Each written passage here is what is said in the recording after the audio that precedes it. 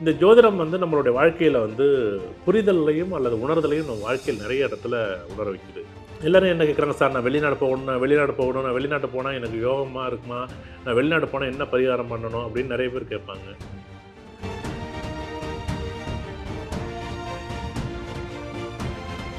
நீங்க கண்டிப்பா வெளிநாடு போகணும் அப்படின்னா, நீங்க ஒரு பக்கத்துல இருக்கக்கூடிய ஒவ்வொரு சனிக்கிழமையும் ஆஞ்சநேயர் கோயில்ல போயிட்டு, நான் வெளிநாடு போகணும், என்னுடைய படித்த படிப்புக்கான வேலை கிடைக்கணும், அதுக்காக நான் முயற்சி பண்றேன், அந்த முயற்சி எனக்கு வெற்றியாகணும்.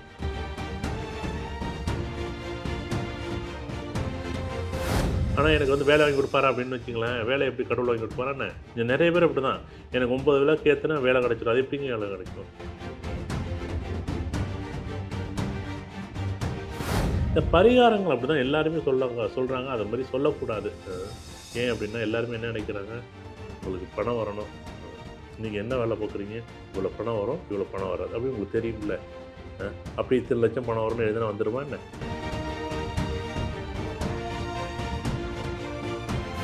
ஆஞ்சநேயர் கும்பிடுங்கன்னு சொல்றேன். அதுவும் உங்க ஏழ்பி லக்னத்துக்கு 10ல கேது சம்மந்தப்பட்டீங்கன்னா, இல்ல 4ஆம் வீட்ல கேது சம்மந்தப்பட்டீங்கன்னா, இல்ல 2ஆம் வீட்ல கேது சம்மந்தப்பட்டீங்கன்னா,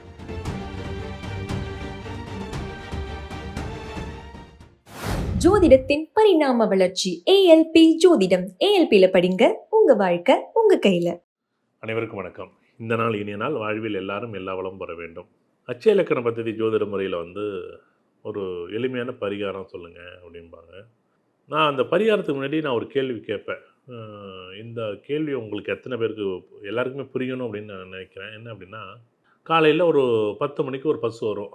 நான் ஒரு 7 மணிக்கே பஸ் ஸ்டாப் போயிட்டேன். அப்ப நான் ஒரு 10 மணி வரையும் வெயிட் பண்ணோம். ஒரு 2 1/2 மணி நேரம் தான் அங்க பஸ் ஸ்டாப் போனது பிறகு தான் தெரியுது, ஐயா இது மாரி இந்த 2 1/2 மணி நேரம் இருக்கே அப்படின்ட்டு அங்கேயே நிற்கிறதா, இல்ல வீட்டுக்கு மறுபடியும் வந்துட்டு போறதா, இல்ல அங்கேயே வெயிட் பண்ணுறதா, அந்த பஸ் ஸ்டாண்ட்லேயே உட்காந்துருக்கிறதா. பஸ் எத்தன மணிக்கு வரும்? அப்பன்னா 10 மணிக்கு. ஆனா நம்ம எத்தன மணிக்கு போயிருக்கோம்? காலைல 7:30 மணிக்கு போயிருக்கோம். ஆனா இது எப்படி இருக்கு அப்படின்னா, 2 1/2 மணி நேரம் நம்ம கால தாமதம் இருக்கு பாருங்க. இந்த 2 1/2 மணி நேரம் கால இடைவெளி இருக்கு பாருங்க. இந்த இது வந்து மிகப்பெரிய ஒரு நம்மளுடைய கால விரயம்னு எடுத்துக்கலாம். சார், இல்ல சார் எனக்கு இப்போ உடனே 7:30 மணிக்கு பஸ் வரணும் அப்படின்னு எப்படி பரிகாரம் பண்ண முடியும்? அத பரிகாரம்னு சொல்றதுக்கு பதிலா, நம்ம காலங்களை அறிந்து, நான் இப்ப எனக்கு 9:30 மணிக்கு நான் பஸ் ஸ்டாண்ட் போறேன். 10 மணிக்கு எனக்கு பஸ் வருது. இது எவ்வளோ அழகா இருக்கும். இந்த ஜோதிடம் படிப்பதால் நம்ம வாழ்க்கை மாறும். ஜோதிடம் படிப்பதே பரிகாரமா மாறும் அப்படின்னு நெறைய நேரத்தில நான் சொல்லியிருக்கேன். இந்த ஜோதிடம் வந்து நம்மளுடைய வாழ்க்கையில வந்து புரிதலையும் அல்லது உணர்தலையும் நம்ம வாழ்க்கையில் நெறைய இடத்துல உணர வைக்குது. எல்லாரும் என்ன கேட்குறாங்க, சார் நான் வெளிநாடு போகணும், நான் வெளிநாடு போகணும், நான் வெளிநாட்டு போனா எனக்கு யோகமா இருக்குமா?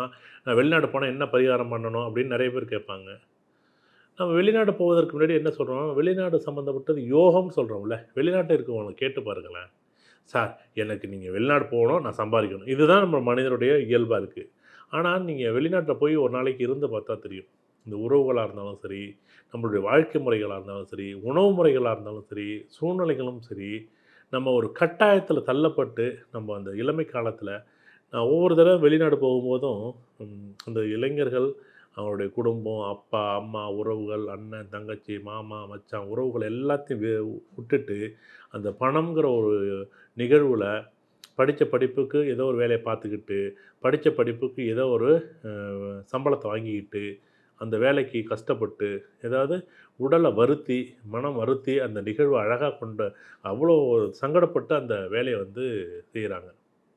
ஆனா, நம்ம வெளிநாட்ல என்ன சொல்றோம்? நம்ம உள்நாட்ல இருந்துட்டு, வெளிநாட்டு யோகம் இருக்கா? வெளிநாட்டு யோகம் இருக்கான்னு நம்ம பேசுறோம். உண்மையிலே வெளிநாட்டு யோகமான்னா கிடையாதுங்க. காசு பணம் சம்பாரிக்க முடியுதா? முடியுது. அதில ஒண்ணும் மாற்று கருத்தே கிடையாது.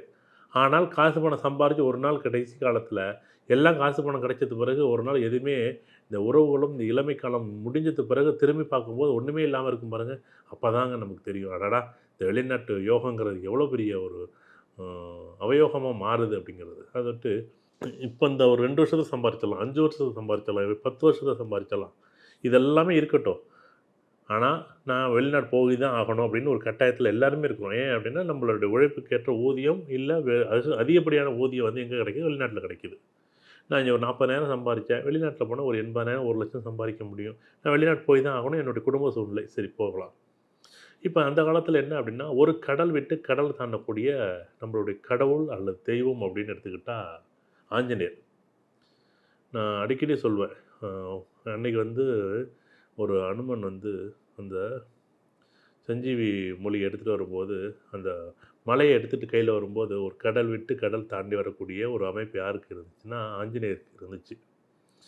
இன்றைக்கி நம்ம ஒரு கடல் கடந்து நம்ம வந்து ஒரு இடத்துல இன்னொரு இடத்துக்கு போகிறோம் அப்படின்னு வச்சுக்கோங்களேன். நம்ம எதில் போகிறோம் அப்படின்னா ஃப்ளைட்டில் போகிறோம். எப்படியே அன்னைக்கு வந்து நமக்கு ஒரு கடல் விட்டு கடல் தாண்டக்கூடிய ஒரு கடவுள் தெய்வமாக இருந்தது யார் அப்படின்னா ஆஞ்சநேயர். ஆஞ்சநேயரோட வழிபாடு மிக சிறப்பாக இருக்குமா, சிறப்பாக இருக்கும். நீங்கள் கண்டிப்பாக வெளிநாடு போகணும் அப்படின்னா நீங்கள் ஒரு பக்கத்தில் இருக்கக்கூடிய ஒவ்வொரு சனிக்கிழமையும் ஆஞ்சநேயர் கோயிலில் போயிட்டு நான் வெளிநாடு போகணும், என்னுடைய படித்த படிப்புக்கான வேலை கிடைக்கணும், அதுக்காக நான் முயற்சி பண்ணுறேன், அந்த முயற்சி எனக்கு வெற்றியாகணும் அப்படின்னு சொல்லி நீங்கள் வேண்டிட்டு வாங்க, பிரார்த்தனை செய்யுங்க. நீங்கள் வெத்திலையில் மாலை போடுறது, விளக்கேற்றுறது, நீங்கள் நீங்கள் என்னென்ன வேண்டுதல் அதெல்லாம் உங்கள் தனிப்பட்ட விருப்பம். உங்களுடைய பிரார்த்தனைகளை முழுமையாக வைங்க. நான் என்ன படிச்சிருக்கேன், எனக்கு என்ன வேலை கிடைக்கும், இந்த வேலைக்கு என்ன சம்பளம் இருக்கும், இந்த நாட்டுக்கு போனால் என்னுடைய உடல் உள்ள என்னுடைய வேலைக்கு பொருத்தமாக இருக்கும் அப்படிங்கிறத நீங்கள் முடிவு பண்ணுங்கள். அதன் பிறகு இந்த வேண்டுதலை சரியாக வைங்க இந்த கடவுள்கிட்ட. கண்டிப்பாக என்ன பண்ணும், அதுக்கான வழி அங்கே கடவுள் வந்து ஏதோ ஒரு வகையில் உங்களுக்கு ஒரு வாய்ப்பு கொடுப்பார். ஆனால் எனக்கு வந்து வேலை வாங்கி கொடுப்பாரா அப்படின்னு வச்சுங்களேன், வேலை எப்படி கடவுள் வாங்கி கொடுப்பாரான்னு. இங்கே நிறைய பேர் அப்படி தான். எனக்கு 9 விழாக்கு ஏற்றினா வேலை கிடைச்சிடும். அது எப்படிங்க வேலை கிடைக்கும்? நான் நேற்று கூட ஒரு என் நண்பர்கள் சொன்ன ஒரு இது என்கிட்ட கேட்டாங்க, சார் இதுமாரி இந்த மந்திரத்தை எழுதுனா பணம் வரும் அப்படின்னு சொன்னாங்க. எப்படிங்க மந்திரத்தை எழுதுனா பணம் வரும்? பேனா தாங்க மை தாங்க தீரும். ம். மந்திரத்தை எழுதுனா மன நிம்மதி கிடைக்கும்னு சொல்லுங்கள், சந்தோஷம். அதுதான் நான் சொல்கிறேன். இது உதாரணமாக கடவுளை வேண்டிங்க, சாமிகிட்ட ஒரு வாய்ப்பு கேளுங்க. அது வாய்ப்பு கொடுத்துச்சுன்னா அது வரமாக மாற்றிக்கணும், நம்மள்ட்ட தான் இருக்குது. இவங்க எல்லாரும் என்ன நினைக்கிறாங்க, இல்லை இல்லை அந்த மந்திரத்தை எழுதி உதாரணம் இத்தனை லட்சம் பணம் வந்துச்சுன்னு அப்படின்னு சொல்கிறாங்கல்ல, அது எப்படிங்க வரும் எனக்கு தெரியலை எல்லாரும். அது எப்படி அப்படி வந்துச்சுன்னா எல்லாருமே அந்தமாரி டெய்லி எல்லோரும் வந்து நம்ம யாரும் வேலைக்கெல்லாம் போக வேண்டியதில்லை, பேசாமல் செவனேன்னு காலையிலையும் சாயங்காலம் மந்திரத்தை எழுதிட்டு வாங்கலாம். மந்திரத்தை எழுதுனா மன நிம்மதி கிடைக்கும்னு சொன்னால் கரெக்டு. இந்த பரிகாரங்கள் அப்படி தான் எல்லாருமே சொல்கிறாங்க, அதை மாதிரி சொல்லக்கூடாது. ஏன் அப்படின்னா எல்லாருமே என்ன நினைக்கிறாங்க, உங்களுக்கு பணம் வரணும், நீங்கள் என்ன வேலை பார்க்குறீங்க, இவ்வளோ பணம் வரும், இவ்வளோ பணம் வராது அப்படி உங்களுக்கு தெரியும்ல. அப்படி இத்தனை லட்சம் பணம் வரும்னு எழுதுனா வந்துடுமா என்ன? எப்படி வரும்? ஆச்சரியமாக இருக்குது எனக்கு. அதான் சொன்னேன், அப்படி யாருக்காச்சும் கிடைச்சிச்சின்னா சொல்லுங்கள் எல்லோரும், நம்மளும் பேசாமல் அங்கேயே போடுவோம் அப்படின்னு கேட்டேன். இன்றைக்கி காலையில் கிளாஸில் கூட அதை பற்றி பேசிக்கிட்டு இருந்தேன். அப்படி எதுவும் இருக்குமா அப்படின்னு யார்ட்டையும் கேட்டேன், ஒருத்தரும் சொல்லலை, பதில் சொல்லலைன்னு வச்சுங்களேன். அப்படியெல்லாம் மந்திரம் வந்து எழுதி வந்து பணம் வர வைக்கிறதுங்கிறது ஒரு பக்கம் இருக்கட்டும். மந்திரத்தை எழுதி மன நிம்மதியை வாங்கிங்க ஃபஸ்ட்டு. அதுமாரி வெளிநாட்டு யோகம் வரணும் அப்படின்னா கண்டிப்பாக நீங்கள் என்ன பண்ணணும், முதல் நீங்கள் யோகா ஆஞ்சநேயரை பிடிச்சிங்க, ஆஞ்சநேயரை கட்டியமாக பிடிச்சிங்க, உங்களோட பிரார்த்தனைகளை வைங்க. உங்களுக்கான அப்ளிகேஷன் கரெக்டாக இந்த ஊருக்கு, இந்த நாட்டுக்கு, நான் சிங்கப்பூருக்கு நான் இந்த நாட்டுக்கு போகணும், இந்த ஊரில் இந்த வேலை பார்க்கணும் அப்படின்னு கரெக்டாக அப்ளிகேஷனை தெளிவாக பதிவு பண்ணுங்கள். கண்டிப்பாக உங்களுக்கு வேலை கிடைக்கும். ஏன்னா இந்த தெளிவான திட்டமிடல் தான் கடவுள் கொடுப்பாரு. கடவுள் வந்து நம்மக்கிட்ட கொடுக்குறது தெளிவான மனநிலையும் தெளிவான திட்டமிடல் கொடுத்தாலே நமக்கு போதுமா, அதை கொடுத்தாலே நமக்கு போதும், வேறு ஒன்றுமே இல்லை. நான் சிங்கப்பூர் போகிறதுக்கு நான் அமெரிக்காவுக்கு போய் நான் அப்ளை பண்ணிக்கிட்டு இருந்தேன்னா எப்படி கிடைக்கும்? இதுதான். அப்போ அமெரிக்கா கிடைக்காதுன்னு தெரிஞ்சிச்சுன்னா அங்கே அமெரிக்கா போக வேண்டிய விசா அப்ளை பண்ண வேண்டிய அவசியமே இல்லையே. இல்லை அமெரிக்காவுக்கு கிடைக்கும் அப்படின்னா நான் ஆஸ்திரேலியாவுக்கு அப்ளை பண்ண வேண்டியதே இல்லையே. நம்ம உடனே என்ன சொல்லணும், உடனே அமெரிக்கா போகணும், இல்லைன்னா ஆஸ்திரேலியா போகணும், இல்லைன்னா லண்டன் போகணும், இல்லைன்னா சிங்கப்பூர் போகணும். இதுதான் உடனே. ஏன் அப்படின்னா நம்ம உடனே அங்கே போனால் என்ன பண்ணணும், லைஃப் செட்டில் ஆகிடும். அங்கே போய் அங்கே இருக்கிறவங்கள கேட்டால் தெரியும், இல்லை இல்லை நான் இந்தியாவுக்கே திரும்பி வரணும். இந்தியாவுக்கு திரும்பியெல்லாம் வரமாட்டாங்க, அங்கே தான் உட்காந்துட்டா சொல்லுவாங்க. அதான் ஆச்சரியமாக இருக்கும். எப்படி லண்டனில் உட்காந்துட்டே சொல்லுவார், நான் ஊருக்கு வரணும்னு சொல்லி 10 வருஷம் ஆகுது, அவர் லண்டன்லாம் இருக்கார், ஏன்னு வரல. இங்கே இந்த சூழ்நிலையும் அவர் தக்க வைக்க முடியும். இங்கே புற சூழ்நிலைகள், இந்த உறவுகள் இருக்குது பாருங்கள். அக்கா அதை சொன்னிச்சு, தம்பி இதை சொன்னார், மாமன் இதை சொன்னிச்சின்னு சொல்லி இந்த உறவுகள் வந்து உறவுகளுடைய நெருக்கடியான சூழல் இருக்குது பாருங்கள். நீங்கள் நல்லா இருந்தாலும் அவங்க பேசுவாங்க, நல்லா இல்லைனாலும் பேசுவாங்க இந்த உலகத்தில். இது வந்து ஒரு போராட்டமான மனநிலை ஏற்படுத்துது. இது வெளிநாட்டில் இருக்கிறவங்களுக்கு இந்த அவங்களுடைய பணி சுவை காரணமாக யார்கிட்ட பேசுகிற சூழ்நிலை இல்லை. அப்பாட்ட பேசலாம், அம்மாட்ட பேசலாம், இல்லை மனைவிக்கு, இல்லை குழந்தைகள்கிட்ட, இல்லை அண்ணன் தம்பி யாராவது ஒருத்தட்ட 2 பேர்கிட்ட பேசுகிறாங்க. மற்றவங்கள்ட்ட பேசுகிறதுக்கான வாய்ப்புகளே இல்லை. ஆனால் நீங்கள் ஊரில் இருந்தீங்கன்னா, நீங்கள் எல்லாத்தையும் பேசக்கூடிய சூழ்நிலை இருந்துச்சுன்னா, ஏதாவது ஒரு குற்றம் இருக்கும், குறை இருக்கும், நல்லது இருக்கும், கெட்டது இருக்கும். உன்னை பற்றி அதை சொன்னார், உன்னை பற்றி இதை சொன்னார். அவர் தேவையில்லாத வாக்குவாதங்கள், தேவையில்லாத விஷயங்கள் இருக்குது. இந்த வெளிநாட்டில் இருக்கிறவங்க ஒரு நிம்மதி என்னென்னா, புற சூழ்நிலைகள் நிறைய காரண காரியங்களை ஒன்றா நம்ம மேலே திணிக்க மாட்டாங்க. அது நான் நிறைய இடத்துல பார்த்துருக்கேன். ஏன்னா அவங்க காலையில் 4 மணி 5 மணிக்கு வேலைக்கு போகிறாங்க, சாயங்காலம் 7 மணி 8 மணிக்கு வர்றாங்க, பேசுகிறதுக்கு நேரம் இல்லை.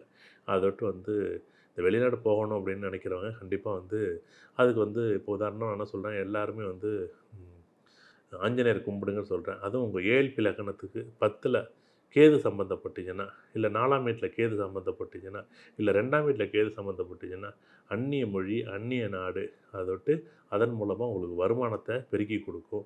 கேதுவை பலமாக பிடிச்சுங்க. கேது பகவான் அது ஆஞ்சநேயரை யோகா ஆஞ்சநேயர் பிடிச்சுங்க. உங்கள் வாழ்க்கையில் பெரிய மாற்றம் வரும்.